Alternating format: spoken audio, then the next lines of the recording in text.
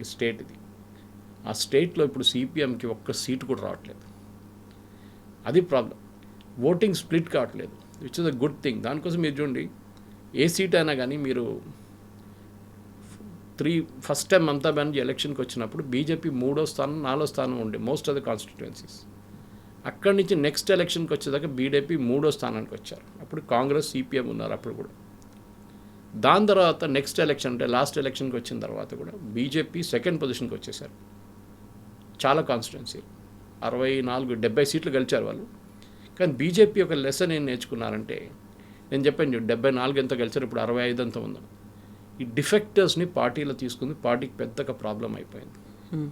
ఒక కొత్త party form చేస్తున్నప్పుడు, కొత్త పార్టీ అని కాదు, కొత్త ఒక స్టేట్లో మీరు ఇంపాక్ట్ క్రియేట్ చేయడం, మీరు అన్ని పార్టీల నుంచి తీసుకుంటారు. ఇప్పుడు మన దగ్గర ఈట్ల రాజేందర్ కానీ మిగతా వాళ్ళని బీజేపీ తీసుకున్నారు.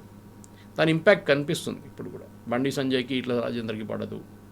అట్లాంటి చాలా పాలిటిక్స్ ఉన్నాయి ఇక్కడ. కొత్త వాళ్ళు వీళ్ళెవరు, కొత్త వాళ్ళు వీళ్ళు వచ్చింది, మొన్ననే వచ్చింది కదా డీకేఆర్నా కూడా అంతే అక్కడ. సో ఆ old guard versus new guard ఒక ప్రాబ్లం ఉంది. అందులో క్యాడర్ కూడా కలుసుకోవాలి అంటే కష్టం అవుతుంది, చాలా కష్టం. ఇన్ఫాక్ట్ వెస్ట్ బెంగాల్ ఆ ప్రాబ్లం ఉంది బీజేపీకి. మీరు చూసుంటారు, బీజేపీ టికెట్ మీద గెలిచిన ఎంపీలు చాలామంది రిజైన్ చేసి టీఎంసీకి వెళ్ళిపోయారు. వాళ్ళు ముందు టీఎంసీని ఇక్కడికి వచ్చారు. వాళ్ళు మినిస్టర్ చేసిన యూనియన్ మినిస్టర్గా ఉన్న వాళ్ళు కూడా రిజైన్ చేసి టీఎంసీకి వెళ్ళిపోయిన కేసెస్ ఉండే మన.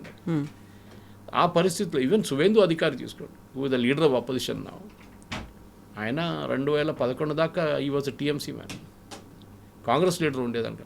సో ఆయన్ని ఇప్పుడు లీడర్ ఆఫ్ అపోజిషన్కి కూర్చోబెట్టారు. బీజేపీలో తపన్ రాయ్ వీళ్ళందరూ ఉన్న టైంలో గుండి బీజేపీకి లీడర్లు ఎక్కువ, బెంగాల్లో ఫాలోవర్స్ తక్కువ ఉండే. కానీ ఇప్పుడు ఆ ప్రాబ్లం లేదు బీజేపీ. కానీ ఒక్క తప్పు బీజేపీ చేశారు లాస్ట్ ఎలక్షన్లో, వాళ్ళ కోసం పనిచేసిన కార్యకర్తల్ని ఎలక్షన్ తర్వాత చూసుకోలేదు. వాళ్ళు ఇడిచేశారు.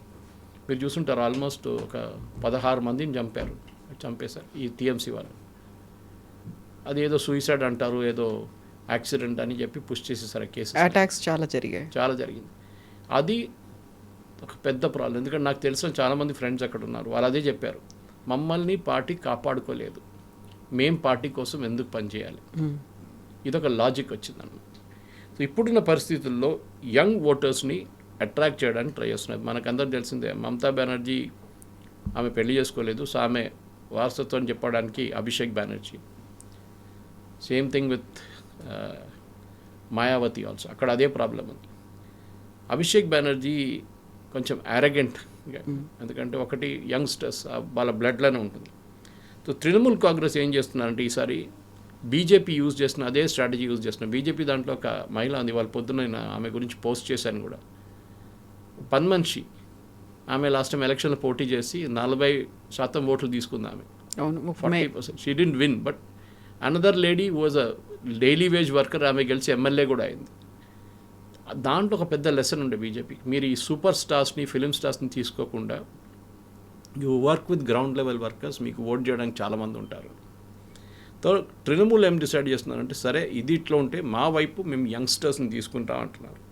సో చాలామందికి ఇప్పుడు చూసిన టికెట్ డిస్ట్రిబ్యూషన్లో మనం చూస్తున్నాం, తృణమూల్ కాంగ్రెస్ వాళ్ళ ఐటీ సెల్ చీఫ్ దేవగుండు భట్టాచార్య ఆయన్ని నామినేట్ చేశారు. Rituparna Banerjee former spokesperson, వీళ్ళందరూ యంగ్స్టర్స్. తన్మయ్ ఘోష్ ఆయన్ని నామినేట్ చేశారు. చిడకూర్ భట్టాచార్య, రితుపర్ణ బెనర్జీ, వీళ్ళందరూ they are all young crowd, 35, 40, 45. So డెఫినెట్గా జెన్జీ క్రౌడ్ లేకుంటే యంగ్ క్రౌడ్ని అట్రాక్ట్ చేయడానికి, which is basically BJP strength. Mamata Banerjee game ఆడుతుంది. మనం ఇంత దూరం ఉన్నాం వెస్ట్ బెంగాల్ నుంచి, మనకు అక్కడ ఉన్న పాలిటిక్స్ ఎక్కువ అర్థం కాదు. కానీ అర్థం కావాల్సింది ఏంటంటే, ఒకటి బెంగాలీస్ ఒక 20-30% మంది ఎలీట్స్లో ఉంటారు. అంటే హైలీ ఎడ్యుకేటెడ్, లిటరేచర్ చాలా చదువుతారు, theatre is very powerful. The same thing you will see in Kerala.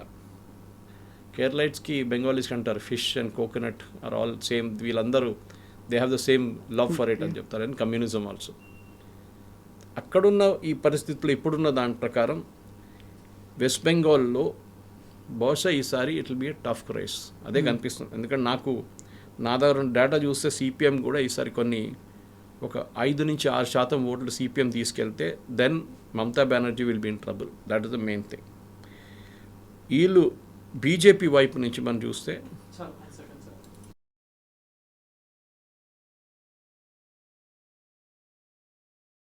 ఇక్కడ కూడా అదే problem. Yeah You want to ask some question or do you want me to start off? Yeah so bold అన్ని strategies అయితే మార్చాల్సిన అవసరం ఉంది. ఇప్పటికైతే 74 sitting ఎమ్మెల్యేలను మార్చారు అనుకున్నప్పుడు బీజేపీ ముందు కూడా అక్కడ ఒక విన్ విన్ సిచ్యువేషన్ ఉంటుందా అనుకుంటే ఇక్కడ వస్తున్నటువంటి అనాలిసిస్లు కావచ్చు, స్ట్రాటజీలు ఇవన్నీ 50-50% అనేది. సో ఇద్దరికి నెక్ టు నెక్ ఉంటుంది అనుకున్నప్పుడు ఇద్దరు దాన్ని ప్రెస్టీజియస్గా తీసుకుంటున్నారు. Then what about Congress? అక్కడ ఎలా ఉంది అది? కాంగ్రెస్కి అసలు ఛాన్సే లేదు అక్కడ. సిపిఎం కాంగ్రెస్ కలిసి పోటీ చేస్తే కూడా ఒక 6%-7% ఓట్లు తీసుకెళ్తారు అంతే. బీజేపీకి వాళ్ళు గెలవకుంటే మంచిదే, వాళ్ళు పోటీ చేయకుంటే ఇంకా మంచిదే. ఎందుకంటే యాంటీ ఇన్కంబెన్సీ ఓట్ స్ప్లిట్ కాకూడదు.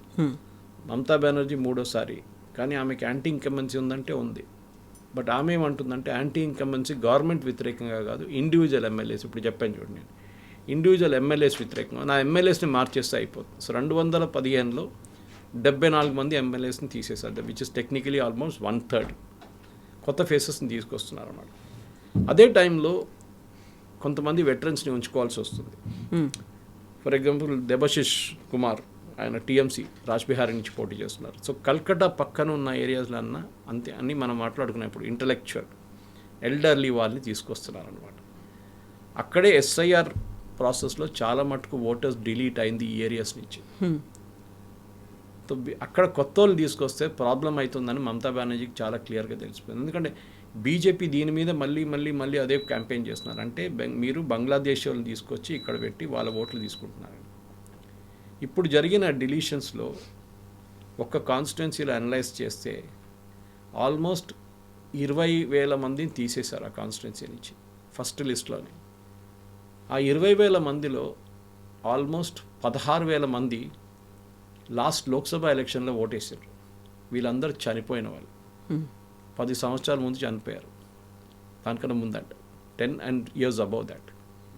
సో మీకు అక్కడే అర్థమైపోతుంది కవిత గారు, that there is a fake voter campaign నడిచింది. దాన్ని అప్సెట్ చేయడానికి, దాన్ని కౌంటర్ చేయడానికే మమతా బెనర్జీ ధర్నా మీద కూర్చున్నారు. అక్కడున్న కొంతమంది ఇంటలెక్చువల్స్ ఏమంటున్నారు అంటే, మమతా బెనర్జీ సుప్రీంకోర్టుకి ఎందుకు వెళ్ళిందంటే ఆ కోర్టు వేసుకొని అక్కడ వెళ్ళి ఆర్గ్యూ చేయడం అది చేసింది, కానీ దానికి ఇట్ బ్యాక్ ఫైర్డ్. కానీ అక్కడున్న నార్మల్ ప్రజలకి అదంతా తెలియదు. ఆమె హోర్డింగ్లు పెట్టుకున్నది, చూడండి మీకోసం మేము పోరాడాం, అక్కడ వెళ్ళి మీ ఓట్ల కోసం నేను వెళ్ళాను అని చెప్పేసి she created a big furore. దాని తర్వాత ఎలక్షన్ కమిషన్ వ్యతిరేకంగా ఆమె నడిపించిన క్యాంపెయిన్, అది కూడా మీరు చూసారు ఏం జరిగిందనేది. ఇట్లాంటి పరిస్థితుల్లో స్పెసిఫిక్గా మమతా బెనర్జీ బెంగాలీ ఐడెంటిటీని తీసుకురావడానికి ట్రై చేస్తున్నారు. ఒకవైపు డెడికేటెడ్ కాడర్ ఉన్న BJP right down to the grass root level, ఇంకొక వైపు single leader focus Mamata Banerjee. వాళ్ళ పార్టీ నుంచి సెకండ్ రంగో థర్డ్ రంగ్ లీడర్స్ అంటే అభిషేక్ బెనర్జీ ఉండొచ్చు, డెరిక్ ఓబ్రాయన్ ఉండొచ్చు, వీళ్ళు ఎవరైనా కానివ్వండి, వాళ్ళు అసలు ఎలక్షన్ క్యాంపెయిన్కి వస్తే 10 మంది కూడా వాళ్ళు రారు వాళ్ళకి చూడడానికి. కానీ మమతా బెనర్జీ అంటే వస్తారు. And she is a street fighter, let us admit it. ఆమె శరద్ పవార్ లాగా, ఎందుకంటే వీళ్ళందరూ కాంగ్రెస్ నుంచి వచ్చారు కదా. శరద్ పవార్ కాంగ్రెస్లో ఉండే, సోనియా గాంధీ ఫారినర్ అని చెప్పి నేను పట్టించుకోనని చెప్పి కాంగ్రెస్ నుంచి బయటకు వచ్చి నేషనలిస్ట్ కాంగ్రెస్ పార్టీ పెట్టారు. అదే టైంలో మమతా బెనర్జీ పార్టీ నుంచి బయటకు వచ్చి తృణమూల్ కాంగ్రెస్ పార్టీ పెట్టి, వీళ్ళందరూ కాంగ్రెస్ కల్చర్ వీళ్ళ దాంట్లో ఉంది. కానీ రెబెల్ ఉంది ఆమె. సింగూర్ అజిటేషన్ నడిచినప్పుడు మీకు గుర్తుండే చాలా మంచిది. అప్పుడు టాటా వాళ్ళు ఆ ప్రాజెక్ట్ నానో ప్రాజెక్ట్ కోసం అక్కడ ల్యాండ్ కొనుక్కున్నప్పుడు దాన్ని పెద్ద అజిటేషన్ చేశారు మమతా బెనర్జీ. లాస్ట్లో టాటా అక్కడి నుంచి వెళ్ళిపోయి వాళ్ళు సనంద్ గుజరాత్లో ప్లాంట్ పెట్టుకున్నారు నానోది. అది మమతా బెనర్జీకి ఇవాళ దాకా ఒక బ్లాక్ మార్క్గా మిగిలిపోయింది. ఎందుకంటే ఇవాళ కూడా చూడండి, అక్కడ మెయిన్ ప్రాబ్లం ఏంటంటే వెస్ట్ బెంగాల్లో అందరు అంటారు Kerala and west Bengal same అని ఇప్పుడే చెప్పాను మీకు. ఓల్డ్ ఏజ్ హోమ్ 2 మైగ్రేషన్ చాలా ఉన్నాయి. యంగ్స్టర్స్కి ఉద్యోగం లేదు. ఒక టైంలో బ్రిటిష్ క్యాపిటల్ ఉండే ఇండియాది, మచిలీపట్నం నుంచి వచ్చిన బ్రిటిష్ వాళ్ళు అంటే ఈస్ట్ ఇండియా కంపెనీ డైరెక్ట్ వెళ్ళింది కల్కటాకి, ఢిల్లీకి వెళ్ళలేదు వాళ్ళు ఆబ్వియస్లీ, ఎందుకంటే మచిలీపట్నం నుంచి కల్కటా దగ్గర. సో అక్కడ వెళ్ళిన తర్వాత వాళ్ళు క్యాపిటల్గా రాజధానిగా పెట్టుకున్న తర్వాత you had the best of companies Kavitha garu till 1970s 80s. ఈ కమ్యూనిస్ట్ వాళ్ళు ఏ రోజు వచ్చారో దానికన్నా ముందు కాంగ్రెస్ ఉండే కదా, సిద్ధార్థ శంకర్ రాయ్, బీసీ రాయ్, చాలామంది పెద్ద పెద్ద నేతలు ఉండే. కానీ ఏ రోజు జ్యోతిబాసు గారిది కమ్యూనిస్ట్ పార్టీ ముఖ్యమంత్రిగా అక్కడ ప్రమాణ స్వీకారం చేశారు. ఆ రోజు నుంచి కంప్లీట్ వెస్ట్ బెంగాల్ ఐడెంటిటీ పోయిందనమాట. పెద్ద పెద్ద కంపెనీ డన్లాప్ ఉండే అక్కడ, ఐటీసీకి ఇప్పుడు కూడా హెడ్ క్వార్టర్స్ ఉందనుకోండి, మెటల్ బాక్స్, చాలా కంపెనీలు ఉండే, you name it and they were there. అందరు పారిపోయారు అక్కడి నుంచి, ఎవరు లేరు. ఈ ట్రేడ్ యూనియనిజం అక్కడ ఏం చెప్తారు, స్ట్రైక్, బంద్, హర్తాళ్ళు, దీంతో ఫెడప్ అయి వెళ్ళిపోయారు. ఇప్పుడు కల్కటా కానీ చుట్టుపక్కల ఉన్న ఏరియాస్లో అంత ముసలోళ్ళు మిగిలిపోయారు. It's become old age home. So అక్కడ ఇన్వెస్ట్మెంట్ రావట్లేదు. యంగ్స్టర్స్ అదే అంటున్నారు, మేము అక్కడ పనిచేయడానికంటే మా దగ్గర కంపెనీలు అక్కడిక్కడ వస్తున్న టీసీఎస్ వాళ్ళు పెద్ద ఒక యూనిట్ పెట్టారు అక్కడ, కానీ అంత పెద్ద ఇన్వెస్ట్మెంట్ మన హైదరాబాద్లో చూస్తున్నలాగానో, లేకుంటే బెంగళూరులో చూస్తున్న, లేకుంటే గురుగ్రామ్లో జరుగుతున్న ఇన్వెస్ట్మెంట్ కల్కటాకి రావట్లేదు. అది వాళ్ళు అడుగుతున్న మెయిన్ ప్రశ్న. కానీ మమతా బెనర్జీ దాని పక్కన పెట్టి బెంగాలీ ఐడెంటిటీ, బీజేపీ వాళ్ళ హిందుత్వ ఎజెండా, దీని మీద వస్తుందన్నమాట. డిబేట్ మారిపోయింది, డిబేట్ పక్కనకి వెళ్ళిపోయింది. The main focus should have been అక్కడ ఇండస్ట్రీస్ ఎందుకు రావట్లేదు, అక్కడ అట్లాంటి అట్మాస్ఫియర్ క్రియేట్ చేస్తే ప్రధానమంత్రి గారు అదే అంటున్నారు. మోదీ గారు మీరు చూసుంటారు, లాస్ట్ ఒక 3 నెలలు 4 నెలల్లో చాలాసారి వెస్ట్ బెంగాల్కి వెళ్ళారు. Okay, even president Draupadi Murmu వెళ్ళినప్పుడు కూడా అక్కడ పెద్ద కాంట్రవర్సీ చేశారు, మమతా ప్రొటెస్ట్ చేశారు, అక్కడ ట్రైబల్ ఉమెన్ని రాకుండా చేశారు అనేది. అది మీటింగ్ వెన్యూ మార్చేశారు మొత్తం. ఆమె ఉండే బాత్రూంలో, ఆమె ఉండే గెస్ట్ హౌస్ బాత్రూంలో నీళ్ళు లేకుండే. ఆలోచించండి, ప్రెసిడెంట్ ప్రోటోకాల్ ప్రకారం రిసీవ్ చేయడానికి ఎవరు వెళ్ళలేదు. చాలా ఉన్నాయి. బట్ మమతా బెనర్జీకి ఆమె ఏమనుకుంటుందంటే, నేను రూల్ కాదు, నాకు రూల్ ఏం బాధితం కాదు. It is almost like an attitude of Rahul Gandhi. Rules అంటే నాకు కాదు, మిగతా వాడికి రూల్స్ అని. సో మమతా బెనర్జీ యారగెన్స్ ఒక వైపు, ఇంకొక వైపు బీజేపీలో అట్లాంటి ఒక సీనియర్ లీడర్ని పైన తీసుకురాలేకపోతున్నారు. సువేందు అధికారి ఉన్నారు, తపన్ రాయ్, వీళ్ళందరూ ఉన్నారు. కానీ బీహార్లో కూడా అదే ప్రాబ్లం మీకు కనిపిస్తుంది, జార్ఖండ్లో కూడా అదే problem. They don't have any senior leader పార్టీలో హూ కెన్ సే ఈయన సీఎం క్యాండిడేట్ అని చెప్పి. సో మమతా ఏమంటుంది, నేను సీఎం క్యాండిడేట్, బీజేపీ వైపు ఎవరు లేరు చూడండి. రేపు సువేందు అధికారిని చేస్తే ఫ్యాక్షనిజం అక్కడ కూడా చాలా ఉన్నాయి పార్టీలో. అది మీకు ప్రతి స్టేట్లో కనిపిస్తుంది ఫ్యాక్షనిజం. ఇక్కడ కూడా మన దగ్గర తెలంగాణలో తక్కువ కాదు. ఈ ఫ్యాక్షన్ దాన్నే బీజేపీకి ఒక నెగిటివ్ ఇమేజ్ అక్కడ వచ్చిందనమాట. వీళ్ళ నడిమిట్లోనే గొడవ ఎక్కువ ఉంది. ఇప్పుడు అమిత్ షా గారు దాన్ని టోటల్ టేక్ ఓవర్ చేసుకున్నారు. He is leading the campaign. Modi గారు ఏమో డెవలప్మెంట్ గురించి మాట్లాడుతున్నారు, మోదీ గారు ప్రాజెక్ట్స్ ఇనాగరేట్ చేస్తున్నారు. దాన్ని బట్టి అక్కడున్న నెక్స్ట్ జనరేషన్ కోసం కొత్త బెంగాల్ని తీసుకొద్దామని మోదీ గారి క్యాంపెయిన్. మమతా బెనర్జీ ఏమో మోర్ ఎమోషనల్ లెవెల్లో వస్తుంది. ఓకే, మా మాటి మనూస్, అది ఆమె ఆ క్యాంపెయిన్ మీద నడుస్తుంది. చూడాలి ఎవరు గెలుస్తారో. But as of now SIR ప్రాసెస్లో ఎన్ని ఓట్లు పోతే దాని మీదే ఫైనల్ ఇంపాక్ట్ ఎలక్షన్లో ఉంటుంది, దానికి డౌట్ లేదు.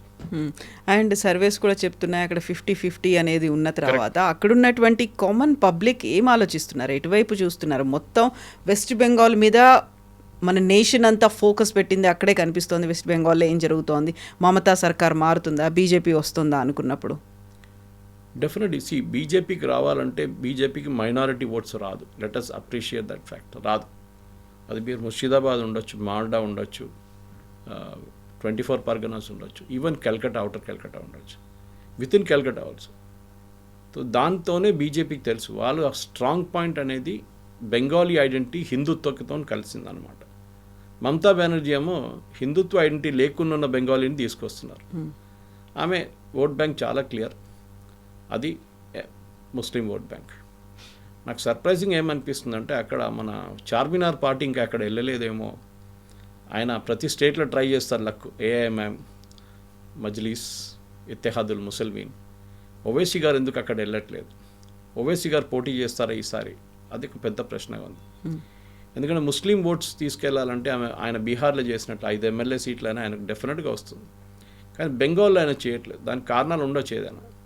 Maybe anti BJP anti Mamata Banerjee ఓట్ని స్ప్లిట్ అయిపోతుంది ఒకటి.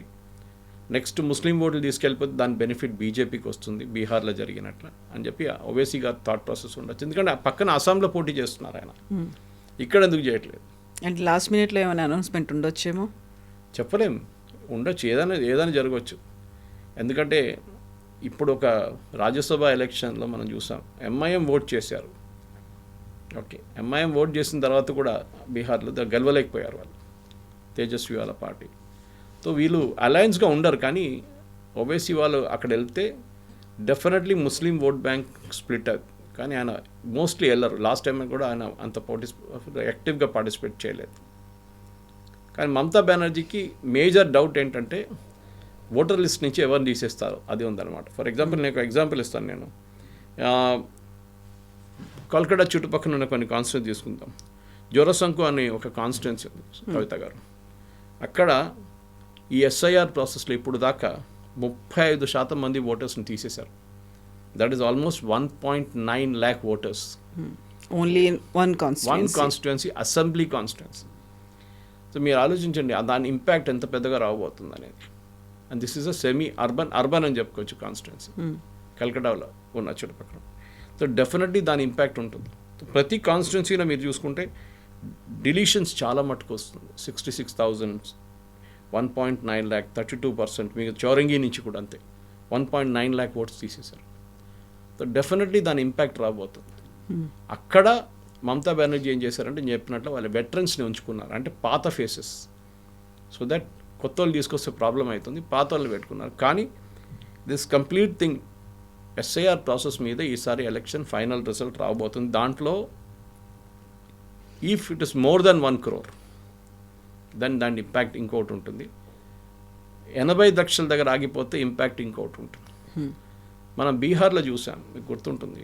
ఎస్ఐఆర్ ప్రాసెస్ కన్నా ముందు బీజేపీ బీజేపీ అంటే ఎన్డీఏ ఓడిపోతారని చాలా అన్ని సర్వేలు చెప్పింది. కానీ యాజ్ ఎస్ఐఆర్ ప్రాసెస్ వచ్చి ఫైనల్ ఫిగర్ వచ్చినప్పుడు బీహార్లో 68 లక్షల మంది తీసేసినప్పుడు ఫైనల్ అనాలిసిస్లో ఏమొచ్చిందంటే ఇప్పుడు బీజేపీ గెలవచ్చు, అంటే ఎన్డీఏ గెలవచ్చు జేడీయూతో సహా. అండ్ అదే జరిగింది. వెస్ట్ బెంగాల్ ఇప్పుడున్న ఈ ఒపీనియన్ పోల్స్ బహుశా ఇదే చూపిస్తుంది, ఈ నెంబర్ చూపిస్తుంది. ఎందుకంటే కల్కటా వైపు మీరు చూస్తున్నారు ఎస్ఐఆర్ ప్రాసెస్లో ఆల్మోస్ట్ 20% మంది కనిపించట్లేదంట. 20% పీపుల్ ఆర్ మిస్సింగ్. వీళ్ళు ఇంటికి వెళ్ళి ఫామ్లు ఇవ్వడానికి వెళ్తే 20% మంది కనిపించట్లేదు. ఎక్కడున్నారు వాళ్ళు? మీరు చూసుంటారు ఆ ఎర్లీ డేస్ ఆఫ్ ఎస్ఐఆర్ చాలామంది మన బంగ్లాదేశ్ వైపు చెక్ పోస్ట్ వైపు పారిపోతున్నారు.